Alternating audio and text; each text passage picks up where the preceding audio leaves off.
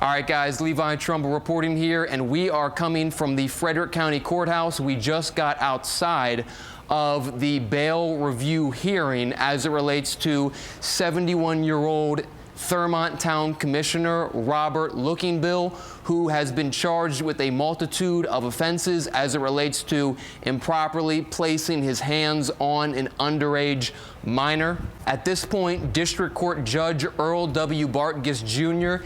did release the Thurmont Town Commissioner Robert Lookingbill, released him on his own recognizance, so he did get out. The state argued against that. We actually do have some court audio that we are going to present to you now. We could talk about it, but bringing you that court audio would be more sufficient, at least to me. So with that, here is the court audio from Courtroom 3 as it relates to State of Maryland versus Robert Lookingbill. Here we go. Sir, what is your name? Robert Lookingbill. I would request a preliminary hearing on his behalf. For the record, Your Honor, Margaret Tian and Stacy Steinmetz from Etheridge Quinn on behalf of Mr. Lookingbill.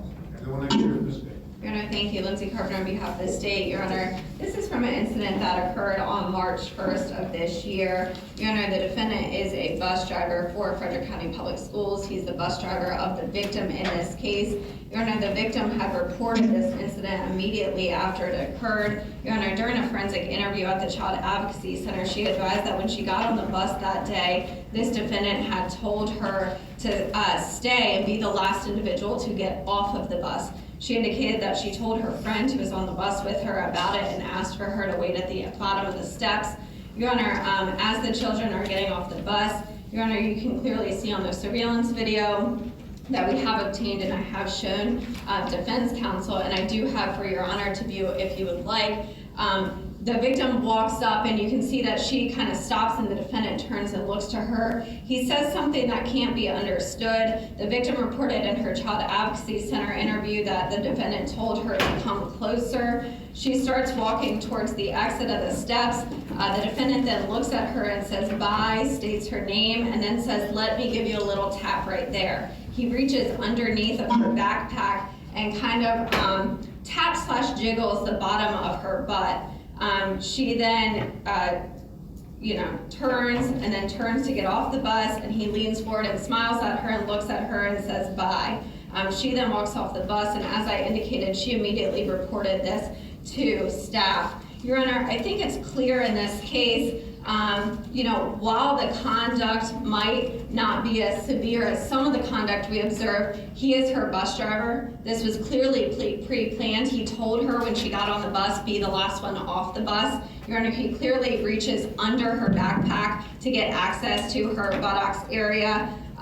Your Honor, additionally, I think the fact that the victim told someone immediately indicates how this incident made her feel. Your Honor, additionally, through investigation, we learned that the victim and another young female on the bus had written him notes about their McDonald's order and what type of McDonald's they would like. It's my understanding that he kept those notes. Your Honor, it's also my understanding that he had previously given the victim money towards a GoFundMe for a family's for an incident involving a family member who had a memorial service. And while those two things alone do not show anything specifically nefarious, I think it's important to note in this case that relationship, the building of the trust between the offender and the victim in this case. Your Honor, again, the defendant did interview with detectives. He did indicate, he said it was a pat on the butt, like someone's walking onto the field for a game. And again, the video surveillance just does not lie. It's clear as day that's not what this was. It's clear as day that this was pre-planned by him telling her to be the last one off the bus. Your Honor, I do think that this is someone who is a predator to the community. I think it's clear the fact that he did this while he's dropping this child off for school shows that he is a danger to the children in this community. For all of those reasons, I would ask that he be held without bond. As I indicated, I do have the video pulled up if Your Honor would like me to approach and show the video. I accept right now your representation. Okay, thank you. I'm happy. I'd like the court to review All right, I'll review it. Thank you very much, Your Honor. If I can approach. May Ms. Steinmetz and I approach it? Yes. Thank you.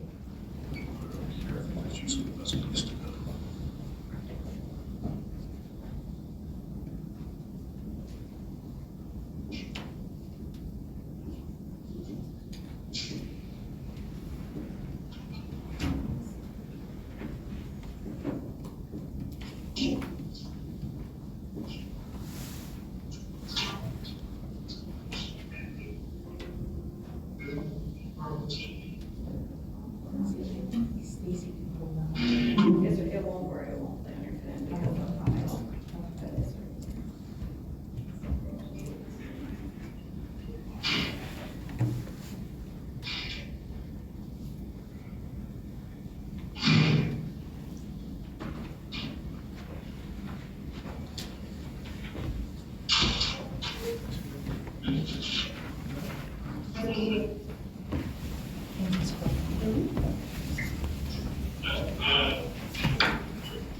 Thank you very much, Your Honor. Your Honor, my client is 71 years old. His date of birth is May 16th, 1952. Present in the courtroom on his behalf are his wife of over 50 years, there in the last row in the back, and 3 of his children, Your Honor. He and his wife own their home outright with no mortgage in Thurmont, Maryland. I have the printout from SDAT if the court would like that. As the court knows, the bond is supposed to be the least restrictive means possible. My understanding is he's been suspended pending investigation. He won't be working as a bus driver while this case plays out, Your Honor. He is a commissioner in Thurmont, Maryland. I do have a printout of kind of his synopsis, his bio, that explains a little bit about him. He and his wife purchased their home in Catoctin Heights in September of 1972. He was involved in Frederick County Little League with his sons, was involved in the Thurmont Lions Club, served on Guardian Hose Company 10, and became a lifetime member as a volunteer firefighter, Your Honor. Became a community ambulance service driver. He has worked a variety of jobs. The bus driver job is like a post-retirement job. He was working at Fort Detrick prior to his retirement, Your Honor. I understand for the purpose of bond, the court has to presume that the facts as alleged are true, but I think what is alleged is not something that merits keeping this man held without bond while this case is pending. He has no prior record. He's not going anywhere. He lives here. His entire life is here, Your Honor. Owns a home with no mortgage.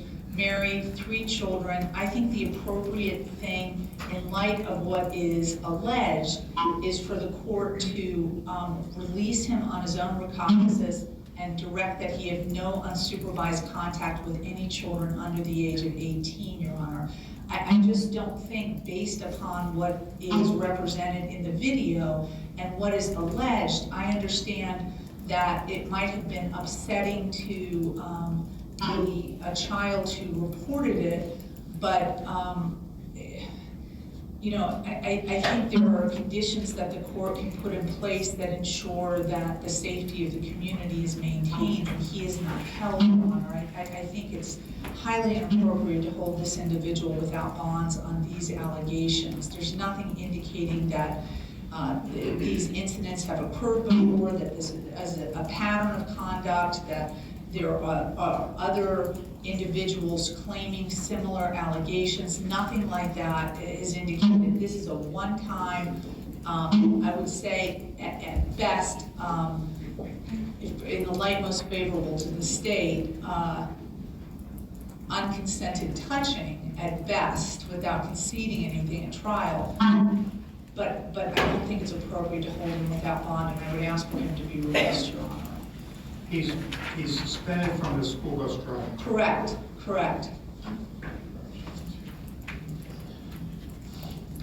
I'm going to release him on his own recognizance. Thank you, Your Honor. He's to have absolutely no contact with that victim at all. He's to have no unsupervised contact with any person under the age of 18 years old.